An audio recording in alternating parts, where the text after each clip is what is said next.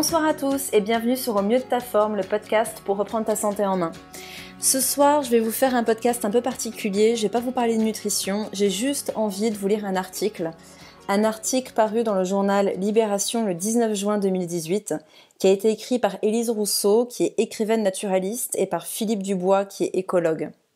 Le titre de cet article est « Destruction de la nature, un crime contre l'humanité ». C'est la première fois depuis 15 ans pour l'un, 40 ans pour l'autre, que nous travaillons dans la protection de l'environnement, que nous entendons cela. Dans notre réseau professionnel et amical, des directeurs de grandes associations naturalistes, des responsables de réserves naturelles nationales, des naturalistes de terrain sont de plus en plus nombreux à le dire, en off, c'est fichu. Ils n'y croient plus. Pour eux, les politiciens, les industriels, mais aussi le grand public, personne ne comprend la catastrophe environnementale qui s'est enclenchée.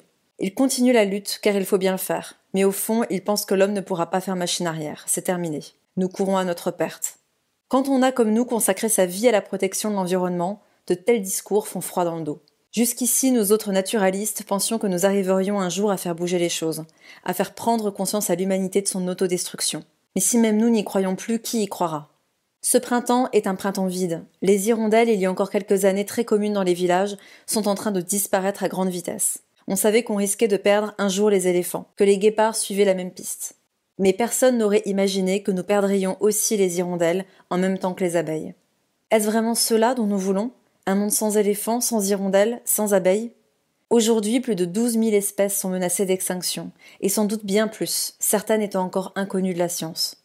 Depuis combien de temps n'avons-nous pas vu un hérisson autrement que sous forme de cadavre en bordure de route ? Depuis combien de temps n'avez-vous pas vu un hanneton butiner la haie fleurie au fond du jardin ? Ces animaux étaient communs il y a encore peu de temps. Et plus besoin de nettoyer la calandre de la voiture après un long voyage, il n'y a quasiment plus d'insectes écrasés dessus. Les apiculteurs constatent un effondrement sans précédent au niveau des abeilles et des insectes pollinisateurs en général, avec toutes les questions agricoles et environnementales que cela pose. Comment allons-nous continuer à produire des fruits et des légumes sans insectes pollinisateurs ? Dans le milieu des agriculteurs sensibles à l'environnement, une autre inquiétude est bien présente depuis quelques années maintenant. Les risques de grandes famines à venir, dus à l'agriculture industrielle, à la surexploitation des sols, à l'érosion et à la diminution des terres agricoles. Contrairement à certains de nos amis naturalistes et scientifiques, nous espérons qu'il est encore possible pour l'homme de réagir, de se sauver et donc de sauver ses enfants. Mais seulement si nous réagissons maintenant. Chaque jour, chaque heure compte désormais dans le compte à rebours. Certains journalistes ont une grande part de responsabilité dans ce qui est en train de se passer, eux qui sont censés donner l'alerte. Eux qui sont au courant des chiffres terrifiants de la situation écologique. Eux qui, lors des interviews des hommes politiques, ne posent presque jamais de questions sur l'environnement. Eux qui préfèrent consacrer des journaux entiers à des faits divers et autres informations malheureusement tellement dérisoires au regard de ce qui est en train de se jouer pour l'humanité. Nous continuons de nous regarder le nombril pendant que tout s'effondre autour de nous. À chaque fois qu'un naturaliste essaie d'alerter l'opinion publique, on lui retourne qu'il est moralisateur ou culpabilisant. Dirait-on à un assistant social qu'il explique à des parents mettant en danger leurs enfants l'urgence de changer de comportement qu'il est moralisateur, qu'il est culpabilisant ? Alors pourquoi sur l'environnement avons-nous le droit de mettre en danger l'avenir des enfants ? Pourquoi avons-nous le droit de leur donner à manger des aliments gorgés de pesticides et de respirer un air pollué ? Il est possible de retourner la situation si ceux qui nous gouvernent et si les journalistes qui doivent alerter l'opinion prennent leurs responsabilités.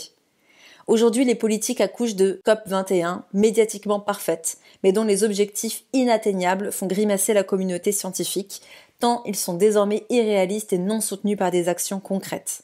C'est à nous, citoyens, qu'il appartient de montrer le chemin, en faisant pression pour que l'environnement devienne une priorité absolue. On rétorque depuis des années aux scientifiques et aux naturalistes qu'ils sont anxiogènes. Mais ce n'est pas d'alerter, ce n'est pas de parler du problème qui est anxiogène, c'est de laisser faire les choses sans réagir, alors qu'on a encore quelques moyens d'agir. Ce qui est anxiogène, ce sont les résultats d'études scientifiques qui s'accumulent depuis des décennies et qui vont aujourd'hui dans le même sens de l'accélération et de l'irréversibilité. Nous devons urgemment apprendre à vivre avec mesure. Avant de se demander quelle énergie utiliser, il faut faire des économies d'énergie. Nous sommes dans une surconsommation énergétique à l'échelle de la société comme à l'échelle individuelle. Cela pourrait être changé. Nous devons aussi nous remettre à réfléchir à un thème banal dans les années 80 et devenu au fil du temps complètement tabou, la surpopulation. La société française reste profondément nataliste, tout comme le reste de la planète. Nous serons bientôt 8 milliards d'êtres humains sur Terre, engloutissant toutes les ressources. Pourquoi faire autant d'enfants si c'est pour leur laisser une planète ravagée et l'impossibilité d'avoir une vie correcte? À l'heure des enfants rois, nous leur faisons le pire des cadeaux, un environnement dévasté, une planète à bout de souffle. Ne pourrions-nous pas faire preuve d'intelligence, nous, qui nous sommes hissés de facto au sommet de la pyramide du vivant, faire de 2 domaines porteurs et concrets, l'alimentation bio et l'éco-construction, des urgences prioritaires? Arrêter la course à la surconsommation, réfléchir à notre façon de nous déplacer, adhérer aux associations de protection de la nature.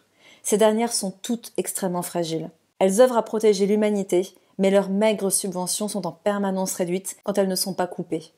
Cela demande un courage réel que de non plus changer de logiciel de vie, mais plutôt de disque dur de nos existences. Nous appelons le gouvernement à écouter désormais Nicolas Hulot et à lui laisser la place et la marge des manœuvres promises. Nous sommes au-delà de l'urgence. Ceux qui auront contribué à la destruction de la nature, et donc des hommes, seront accusés, et peut-être même qui s'est un jour jugé pour crime contre l'humanité. Car plus que la planète encore, c'est l'homme qui est aujourd'hui en danger. Cet article a été écrit par Élise Rousseau, par Philippe Dubois. Il a été publié dans le journal La Libération et je remercie ses auteurs pour cet excellent article. Je vous invite vraiment à vous arrêter un instant et à réfléchir à tout ce que vous pouvez faire aujourd'hui, dès maintenant, pour contribuer à sauver notre planète. Sauver la planète était une phrase qui malheureusement nous qualifiait de bobos ou pseudo-écolos. Aujourd'hui, sauver la planète est une phrase qu'on devrait écrire sur notre miroir, car quand on aura tout foutu en l'air, on n'osera même plus s'y regarder. Alors c'est maintenant qu'il faut agir. Prenez un crayon, un papier et pensez à toutes les petites choses que vous pouvez faire au quotidien pour contribuer à sauver la planète. Éteindre les lumières inutiles, éviter de faire des machines à laver tous les jours, éviter l'utilisation du sèche-linge, utiliser des ampoules basse consommation, marcher davantage, faire du vélo, prendre les transports en commun, privilégier les trains et les covoiturages plutôt qu'utiliser votre propre voiture constamment, boycotter les plastiques, boycotter les emballages individuels, manger des produits non traités, aller au marché, aller dans des magasins bio, c'est aussi sauver la planète. Quand vous voyez que des légumes bio sont suremballés dans des plastiques qui ont fait des milliers de kilomètres, que la tendance est de manger des avocats sur des toasts tous les matins, alors que la culture des avocats est un scandale écologique, c'est un non-sens. Vous pouvez vous noter que manger local, manger de saison et acheter directement auprès de l'agriculteur, sur un marché ou dans votre commerce de quartier sera bien plus écologique et bon pour vous que de manger bio, un produit qui arrive de l'autre bout de la planète. Alors à présent, je ne peux que nous inviter à passer à l'action, à nous poser, à réfléchir à tout ce qu'on peut mettre en œuvre, partager ce podcast, partager des articles, faites des choses au quotidien. Mettez-vous une petite coche sur le calendrier où tous les jours vous aurez fait une bonne action à votre niveau. Ne pensez pas que ça ne change rien, car si tout le monde fait un petit peu, c'est ça le changement et c'est ça qui fait avancer les choses. Un grand homme m'a dit un jour, fait est mieux que parfait. Alors faisons tous les jours pour ensemble construire un monde meilleur. Moi aussi, je suis loin d'être parfaite, il y a beaucoup de choses que je dois améliorer, mais je pense que c'est extrêmement important de se rappeler que le temps presse et qu'il est temps d'agir. Prenez soin de vous et à bientôt.